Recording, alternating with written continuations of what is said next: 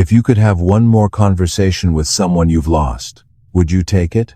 For centuries, we've held on to memories, photos, and fading letters to keep the people we love alive in our minds. But what if you could do more? What if you could text your grandma about her day, or hear your father's voice telling you a story again, all thanks to artificial intelligence? This isn't science fiction, it's happening right now. A new industry is betting you'd pay for that final conversation, and maybe even 1,000 more after that. We're going to explore the emerging technologies that promise to bridge the gap between life and death. We'll look at the AI chatbots, the voice clones, and the virtual reality avatars that claim to bring back the dead. Our goal is to separate the digital illusions from the startling reality, to understand if technology is truly unlocking the secrets of the afterlife, or just holding up a very sophisticated mirror. This is a world where grief meets code, and the line between memory and reality is getting blurrier by the day. Our first stop is the rapidly growing grief tech industry. These companies are building what some people are calling digital ghosts. It all starts with grief bots. Companies like Afterlife and Replica are creating text-based chatbots that learn to mimic a person's conversational style. The process is almost disturbingly simple. They feed an AI a person's digital footprint, their social media posts, private messages, emails, every digital breadcrumb they left behind. The AI analyzes these patterns to simulate how they'd talk, the words they'd use, and the personality they'd show. In 2019, a man named James Vlahos recorded hours of conversation with his terminally ill father. He then used that to create a dad bot he could talk to after his father passed away. He later turned this very personal project into the company Afterlife. But text is just the beginning. The next level is voice. With just a few minutes of a person's recorded audio, some developers can now create a permanent, interactive voice clone. In China, companies are building thousands of these interactive avatars for grieving families. Just a few years ago, this kind of service could cost thousands of dollars, but prices are dropping fast, with some companies aiming to offer basic avatars for just over $100. The ultimate expression of this tech is a full-blown virtual avatar. Imagine a loved one who's not just speaking, but feels present. In 2022, a Holocaust educator named Marina Smith attended her own funeral. A hyper-realistic video avatar, created by the company Storyfile, was projected onto a screen where it answered questions from the mourners. In an even more immersive example, a South Korean mother was reunited with a digital recreation of her deceased young daughter in a virtual reality documentary, allowing her to see, hear, and touch her one last time. These cases show us a technology that isn't just real but is speeding up. What used to be a philosophical question is now a commercial product. The promise is huge. To extend a relationship, to offer comfort, to keep a part of someone with us. But as we dig deeper, we find that this promise is built on an ethical minefield. For every story of comfort, there's a darker question. Are these digital ghosts a healthy way to grieve, or are they a dangerous illusion? Psychologists are raising alarms, warning that these interactive avatars can create new, troubling forms of emotional dependency. Grief has a natural, though painful, process. It's about acceptance and finding a way to move forward. Dr.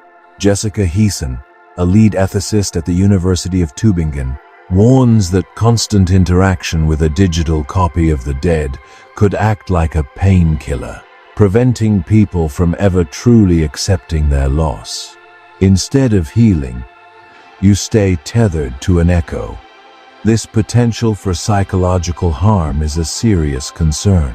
Experts worry about the confusion these AIs could create, especially for a child trying to understand the finality of death. when a chatbot of their parent insists they will always be there for them. Instead of providing comfort, the technology could unintentionally prolong the pain and confusion of grief. And, of course, there's the Black Mirror elephant in the room. The show has become a cultural shorthand for tech gone wrong, and for good reason. Researchers warn of enshittification in the afterlife, a grotesque but plausible future where the digital ghost of your loved one might try to sell you a subscription upgrade or slip a sponsored product into a heartfelt conversation. Right now, there aren't many rules to stop a company from using a simulation of a dead person for advertising. This brings us to consent. Who owns your digital self after you're gone? Did you agree to be turned into an AI that could be sold, licensed, or used in ways you never would have approved of? The law is scrambling to catch up. Data protection regulations often don't apply to the deceased, leaving a massive legal vacuum. Your digital ghost has no rights. It can be used in an ad or for other purposes you never imagined. We're at a critical turning point, not just with this technology, but in how we define life, death, and memory. It's a lot to take in, and while we continue our investigation, we want to hear from you. What are your first thoughts on this? Is this a beautiful way to remember someone, or a step too far? Let us know in the comments below. And if you're finding this investigation valuable, take a moment to subscribe so you don't miss what comes next. After looking at the tech and the ethics, we land on the biggest question. Can this technology actually reveal what lies beyond life? Based on all the evidence, the answer is a clear no. What these companies are creating isn't a window into the afterlife. It's not communication with a spirit. On a technical level, these ghost bots aren't magic, they're math. They are incredibly advanced language models trained on a person's data. They are sophisticated pattern-matching systems, designed to predict the next word in a sentence to sound like someone you knew. One developer put it bluntly, the goal isn't to replace the dead, but to extend the relationship. That's a crucial distinction.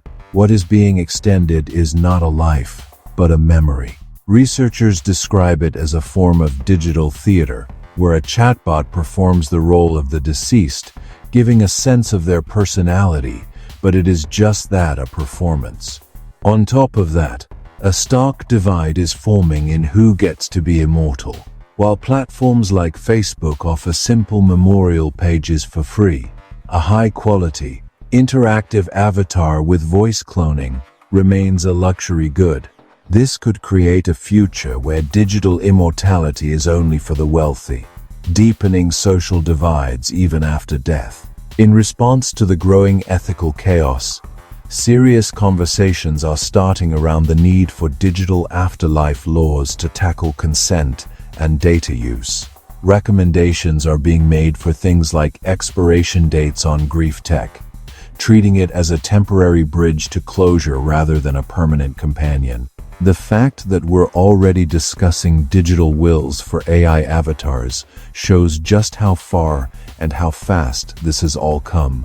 This technology isn't a portal to another world. It's a new frontier of human law, ethics, and psychology right here on Earth. We started this journey by asking if technology could reveal what lies beyond life. We've seen that what it can do is create powerful, emotionally charged simulations based on the data we leave behind. It can build an echo that looks and sounds just like the person we miss.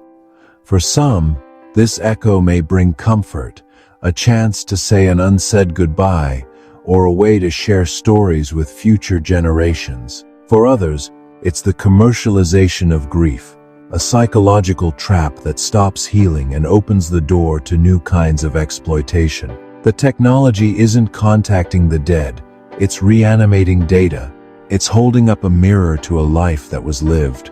The conversations you have are not with a spirit, but with an algorithm that has studied a ghost, the digital ghost we all leave behind.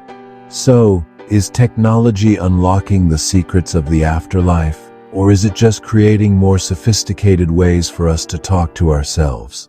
The evidence points to the latter.